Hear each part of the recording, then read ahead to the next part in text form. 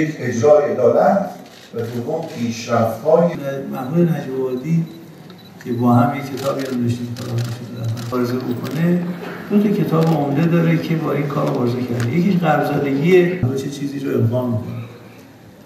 نگاه به شرق این پتنتش مخصوص مقام معظم رهبری و این هنوز اونطور که باید نگاه به شرق در این حفظ استقلال گفتن که ما در خلیج فارس از امنیت ملی امریکا دفاع میکنیم.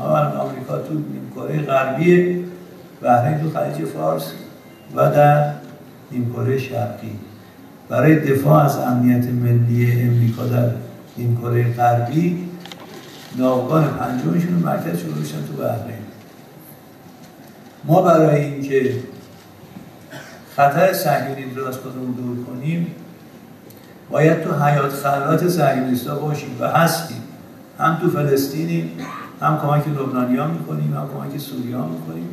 ضمن اینکه کمک اونا می‌کنیم تو حیات خلوت اونا هم هستیم. یه موقعی همین فردی که حالا رئیس رژیم صهیونیستی هست که آدم کراهت داره اسمشو ببره، بالاخره همین رجاله سیاسی رفته بود به اروپایی‌ها گفته بود که ما اگر به ایران میخوایم حمله کنیم مراکز هسته‌ایش، اینها حزب الله خاک ما رو به توبره میکشه، شماها یه کاری بکنید، مثلا فرانسوی و دیگران بیان و مراکز هسته‌ای ما رو بمبارون کنند. نکته دیگر که از این مهمتره، پاسخ به ندای حکومت‌هایی که متحد ما هستند، کاملا حضور قانونی مستشاران ما در سوریه، در عراق، در لبنان، در فلسطین. این که بعضی میگویند که ما اونجا چی میخوایم، ما اونجا میخوایم که هم این خط مقاومت یا خط اتحاد منطقه‌ای که محورش و قطب این آسیا ایرانه بدون تردید، هنوز بدون که خودشون بخوان تحت تاثیر القاءات و اینها بگن آقا چیه مثلا ما برجام معتبره ولی باید صحبتی هم بکنیم راجع به منطقه. اینها ما افغانستان اون طرف پاکستان طوری شده امریکایی‌ها هر وقت بخوام بلند میشن وزیرستان رو بمبارون میکنن هواپیماهاشون. رئیس سنای پاکستان چند هفته پیش گفت اگه امریکایی‌ها به دخالتشون ادامه بدن پاکستان ویتنام دوم آمریکا خواهد شد. اون وضع افغانستان، وضع پاکستان، وضع عراق، وضع سوریه، وضع شمال ما در ایران حتما اجازه نخواهد داد. این جز در سایه رهبری داهیانه مقام معظم کرد بسیار با شرافت از ابتدا تا به حال از سرزمین‌های اسلامی دفاع کردن. کردها این قرار به کسی افتخار کنن به صلاح‌الدین ایوبی افتخار میکنن که کمر صلیبی‌ها رو شکست، نه به مسعود بارزانی. و امروز میخوام عرض بکنم که 80-90% کار رفراندوم الحمدلله با غیرتی که دولت عراق، نخست وزیر عراق و ارتش عراق و هشت شهری نشون دادن از بین رفت و ایران هم پنهان نمیکنه. اگه دعوت داشته باشه از سوی حکومت قانونی عراق که این بارها شده، این وظیفه ماست به دوستان رو کمک کنیم. ولی به شما عرض بکنم سریع‌تر، خیلی سریع، این که فرمودن اگر این اتفاق بیفته در اقلیم اسرائیل دومه یه واقعیته. این که هنوز چی نشده، پرچم اسرائیل بلند میکنه، فردا اسرائیل میشد همسایه ما.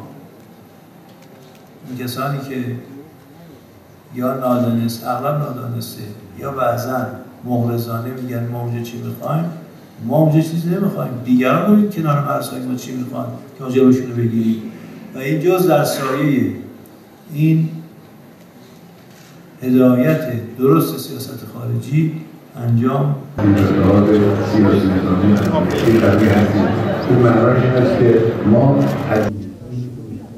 آنچه که اخیراً رئیس جمهور آمریکا بیان کرده حرف تازه‌ای نیست. از ایشون جز این انتظار نمی‌رفت که آدم بدقول و بدعهدی باشه و به عهد شکنی و بدقولی ایشون معروفه و ما آنچه که از ایشون شنیدیم خلاف انتظار نبود. فردی است که بدون تعقل سخن میگوید و لذا هر وقت که سخنی میگوید که مقدار زیادی اشتباه و اشکال در سخنانش هست، بعداً اطرافیان ایشون میان و اون رو سعی میکنن که ترمیم کنن، اما ترمیم نخواهد شد. باید عرض بکنم که امریکایی ها چه در زمان آقای اوباما و چه در زمان ترامپ به عهدشون وفا نکردن، بارها و بارها عهدشکنی کردن و از این بابت باید مورد مؤاخذه بقیه اعضای 5+1 قرار بگیرن.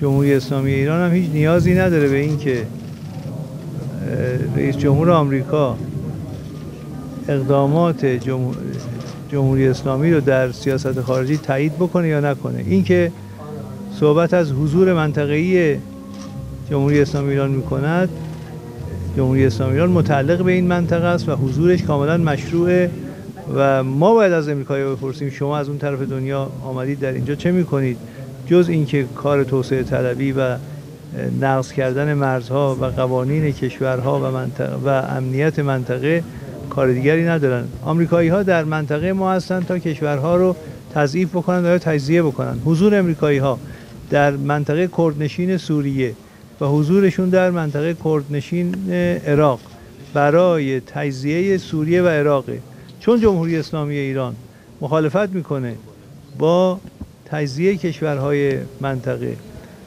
و اجابت کرده جمهوری اسلامی ایران دعوت حکومت‌های قانونی منطقه رو، چه حکومت عراق چه حکومت سوریه رو، بنابراین کار ما کار مشروعی است.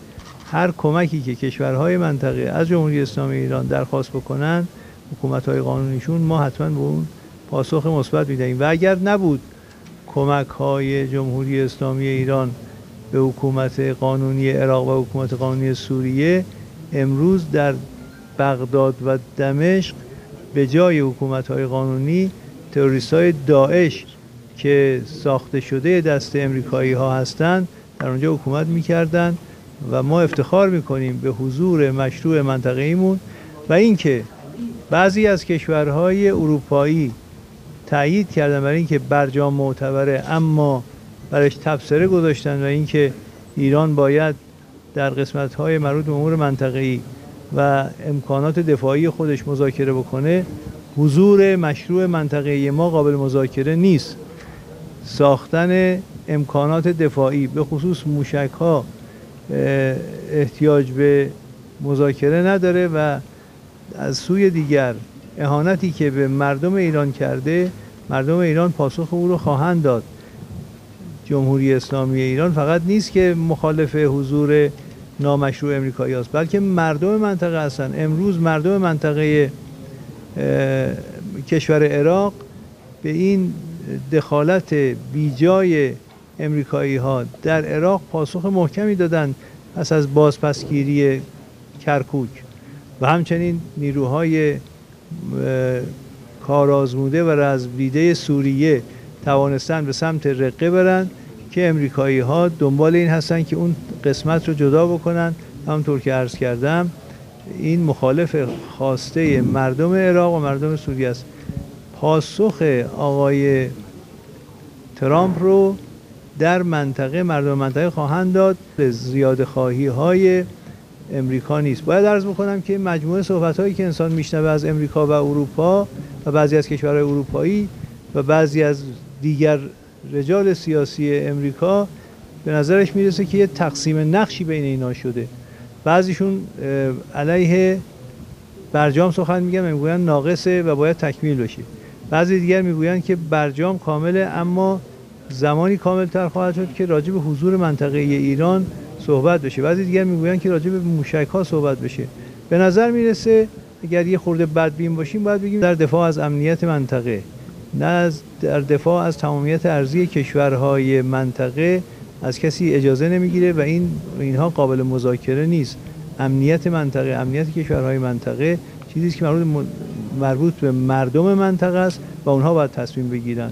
و باید عرض بکنم که از این صحبت‌های بیجا و غیر مؤدبانه و اهانت ترامپ به مردم ایران و گذاشتن نام جعلی بر خلیج همیشه فارس رو فقط یک کسی که رئیس رژیم صهیونیستی است و به جای رجل سیاسی باید نام او را رجاله سیاسی گذاشت که با دوره‌گردی سعی میکنه که مثل اختاپوس به